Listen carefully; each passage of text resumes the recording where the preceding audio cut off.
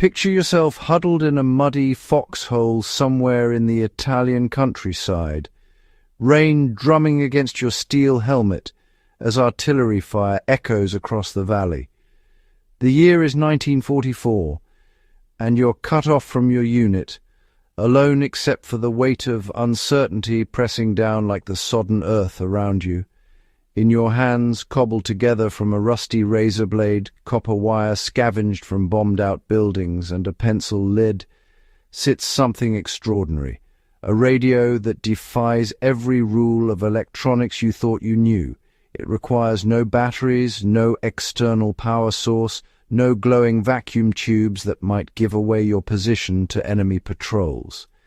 This is the Foxhole Radio, and today we're uncovering how desperate soldiers transformed battlefield scraps into lifelines of hope, information, and survival. The genius of the Foxhole Radio began with understanding what most soldiers only knew as shaving equipment.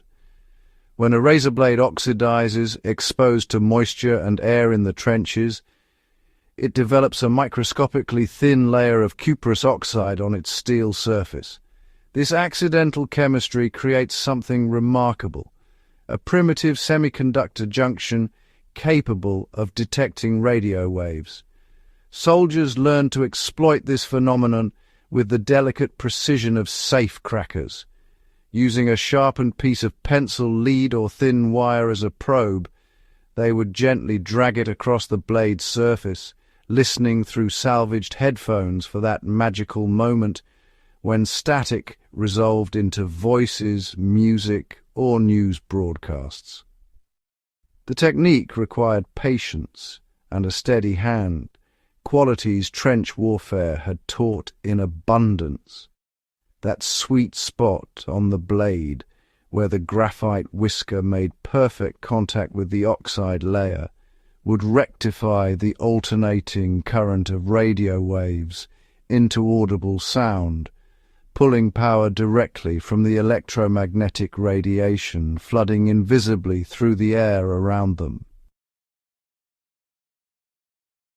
Understanding how these radios functioned requires appreciating the invisible ocean of energy surrounding every battlefield.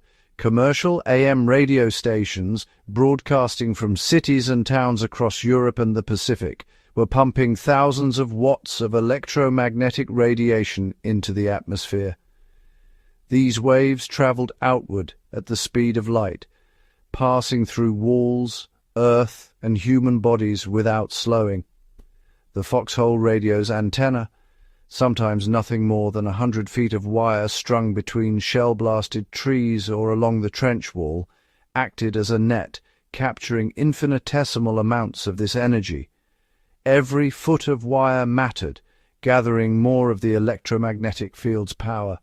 The longer the antenna, the stronger the signal it could harvest from the air.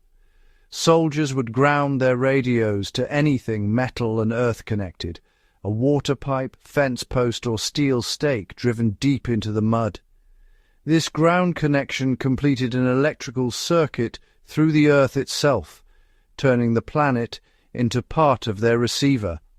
The energy captured was almost incomprehensibly small, measured in microwatts, yet it was enough. Through high-impedance headphones designed to operate on the faintest whisper of current, that harvested energy became voices from home, news of Allied advances, and most crucially for prisoners of war, confirmation that the world beyond the wire still existed and still fought for their freedom. In prisoner of war camps across occupied Europe, the Foxhole radio became something more than communication technology. It became an act of resistance. At places like Stalag Luft 17B, Allied airmen turned confinement into a workshop of clandestine innovation. They constructed radios from materials that seemed worthless to their captors, but were treasure to men who understood physics and desperation in equal measure. Soapboxes became coil forms around which salvaged copper wire was meticulously wound. Thimbles served as contact points. Broken pencils donated their graphite cores. The radios were hidden in hollowed-out books, inside chess pieces, beneath floorboards. Unlike the contraband vacuum tube radios that required carefully hoarded batteries and emitted telltale electromagnetic signatures detectable by German radio direction finding equipment, crystal sets were ghosts. They received but never transmitted, consumed power but never generated detectable emissions. This silence was their greatest asset. When guards conducted searches, they looked for the bulky battery packs and glowing tubes of conventional radios. The humble collection of wire and metal that comprised a foxhole radio could be disassembled in seconds and scattered among innocent-looking possessions. Through these hidden receivers, POWs learned of the D-Day invasion, tracked the Allied advance across France, and maintained the psychological lifeline that separated survival from despair. The radios whispered hope through static and proved that even in captivity, human ingenuity remained unconquered.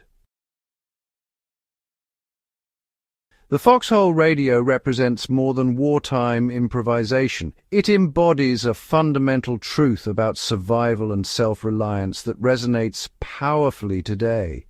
Those soldiers and prisoners who bent oxidized metal and graphite to their will understood something we risk forgetting in our battery-dependent world. Power is everywhere, waiting to be harvested by those with knowledge and determination. The same principles that kept men informed in Italian foxholes and German prison camps now power RFID tags tracking goods across continents and fuel research into energy harvesting devices for remote sensors and medical implants. The lesson endures. True preparedness isn't about stockpiling resources, but about understanding principles, adapting to constraints, and transforming limitations into opportunities. When you master not just tools, but the science behind them, you become truly self-reliant.